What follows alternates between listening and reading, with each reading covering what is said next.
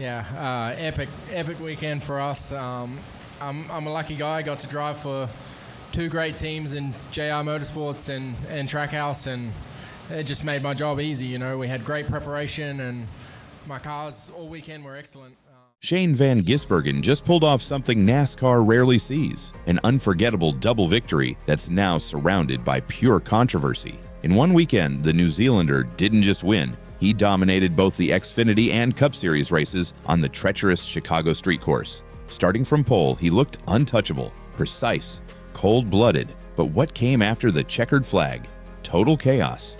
What should have been a dream weekend for SVG has turned into a NASCAR storm. Drivers are furious, fans are demanding explanations, and people are even throwing around the word rigged. This wasn't your average race. The Chicago street course is brutal, tight, technical, and unforgiving. SVG handled it like a surgeon. He led at the right times, controlled the restarts, and kept his car clean when everything else around him turned into carnage. But in the final laps, it all unraveled. With a comfortable lead over Ty Gibbs, SVG looked set to close it out. And then, Cody Ware hits the wall hard in turn 6. Brake failure. His car slammed into the barriers, smoke billowing out like a war zone. Here's where things get messy. That crash happened before SVG crossed the line for the white flag. NASCAR could have thrown the caution, which would have triggered overtime. Instead, they waited. Just a couple seconds. But it made all the difference. The white flag flew first, then the yellow, which meant the race was locked in. Over. No green-white checker, no late-lap showdown. Ty Gibbs didn't get his chance. Neither did Tyler Reddick. The field coasted home under yellow, and the firestorm began. Fans were outraged. Drivers were stunned. Social media lit up with one question: why no earlier caution?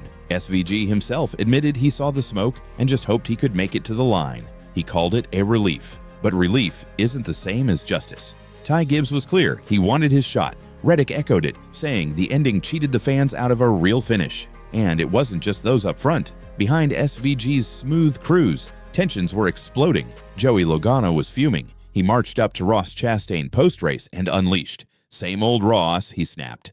"Guy just loses his mind on road courses. That's twice this year."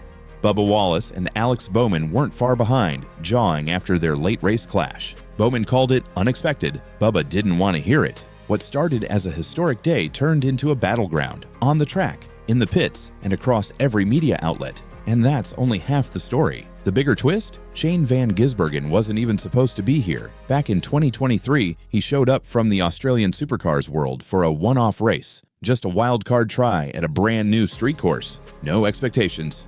He won. First ever start. First ever Cup race. A feat not seen since 1963. That one day changed everything. Now, 2 years later, he's done it again. Swept the weekend and reignited the firestorm. He called the experience epic. But others, they're asking if it was even fair. Was it luck? Was it engineered? And here's where it gets even more complicated. This could have been the final Chicago street race. Seriously, NASCAR's agreement with the city was for 10 years, but only the first 3 were guaranteed. We're now at year 3. The remaining 7? Optional. NASCAR can walk away whenever they want, and they haven't confirmed anything for 2026. Think about that. This track, the one where SVG launched his entire NASCAR journey, might disappear overnight. 2023, he makes history with a debut win.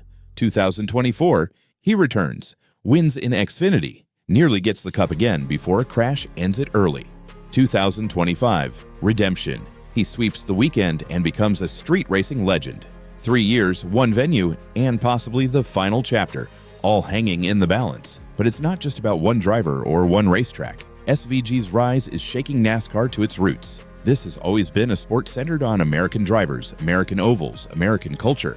Now here's a New Zealander with an Aussie racing background rewriting the script. He didn't grow up dreaming of Daytona. He raced V8s, not stock cars. Yet he's now the most successful foreign-born driver in Cup Series history. That's not just rare, it's disruptive. Some see it as a challenge to the system, others see it as a threat. SVG is outdriving veterans on road courses, and Trackhouse Racing is building their playbook around him. Custom setups, tailored strategies, and it's working.